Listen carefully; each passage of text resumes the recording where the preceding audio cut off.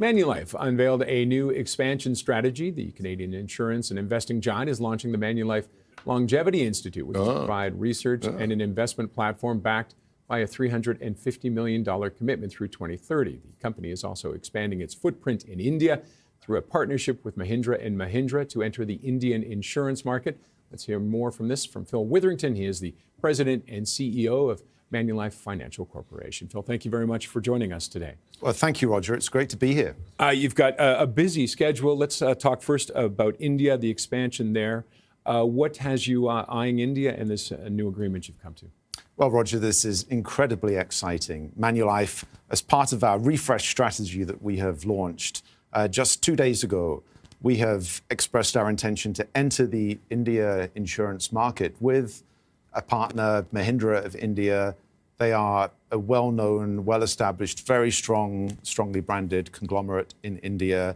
And the way we see it is that there are really three mega economies of the next generation: the US, China, and India. And in our existing business, we have strong scale and profitable businesses in the US and China, but we identified India as a market where we had a relatively smaller presence. We have an existing asset management partnership with Mahindra, and effectively what we're doing is we're building on that partnership to enter life insurance as a complement to our asset management operations that gives us then a presence in both insurance and asset management in all three mega economies of the future. And this is something we're incredibly excited about. And now with India, any concerns? Canada and India, relations have been strained. It seemed to be easing. We saw an agreement reached when it came to minerals today. Any concerns that could play a role if the relationship suddenly goes south again?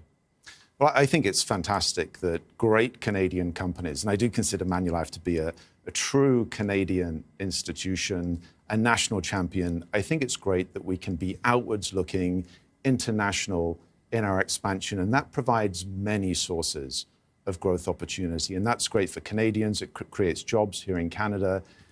It's great for Canadian investors. We remit capital from around the world back to Canada. And so I think I'm incredibly proud that Manulife can be a hugely international and diversified financial service group that is headquartered here in Canada. But optimistic about India, not concerned about any potential headwinds from that? I'm very optimistic. I mean, one of the reasons why we're moving now, and we've had our eye on the India insurance market for many years, we see favorable developments from a regulatory perspective. We see rapidly growing wealth in India. And, we've got the right partner through Mahindra. And so this feels like the right time. I'm optimistic about India. I'm excited about the opportunities in China and across Asia.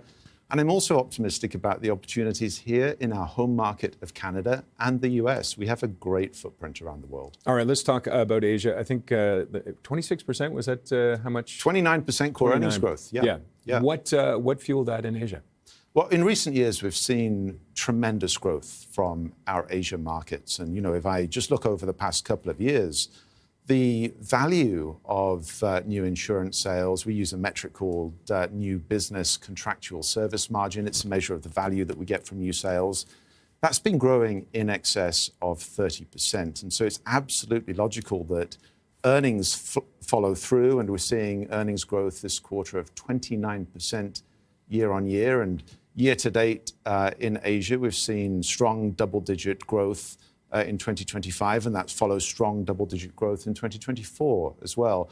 And if I look at the performance over the course of the last quarter, it really reflects the diversified nature of our business across Asia. We've seen strong growth in China, we've seen strong growth in Singapore, and continued value generation from key markets such as Hong Kong. And so it's been a good swing for you. Now, you did get some advantage from some lower taxes, credit recoveries that are gone now.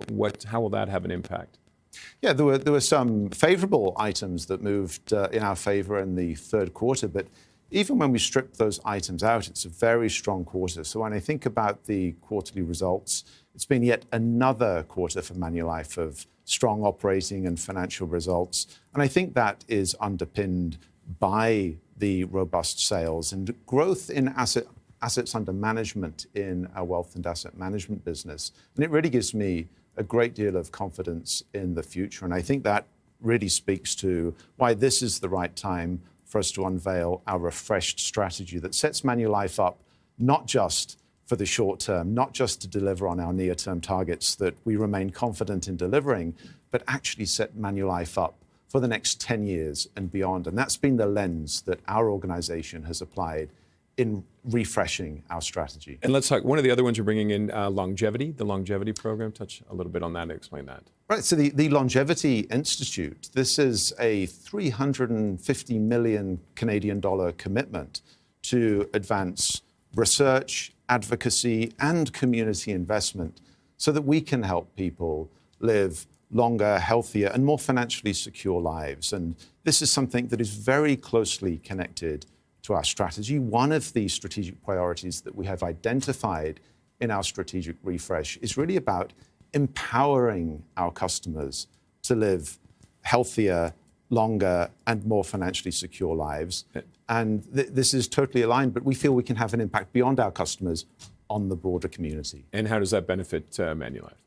Well, it's absolutely in our interests for our customers to live longer. And I think this is where we can put our money where our mouth is, that we want Manulife customers not only to live longer, but we want them to have longer health spans. So live longer in the healthy phase of life and then have the shortest possible periods of ill health. And when they do have ill health, we want to be there for them. So I think this is a great example of how we can turn the insurance industry on its head and actually promote health and wellness rather than only think about a transactional life insurance contract. And one last, just kind of a big question, a big picture question.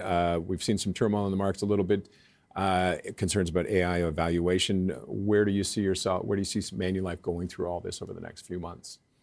Well, when I look at our stock price and our performance, yes, I'm very proud, but it's really a reflection of the period of transformation the organization has been through that reflects disciplined execution, disciplined management of capital, and clear strategic priorities. And our objective is to make sure that when we look at this next chapter for Manulife, we have really clear priorities, not just for the next couple of years, but for the next decade and beyond. And that's exactly what we've done with this strategy revamp and the entry into new markets such as India. All right, Phil, thank you very much for joining us today. We appreciate it. Thanks, Roger. It's a pleasure to be here. That was Phil Witherington, President and CEO of Manulife Financial Corporation.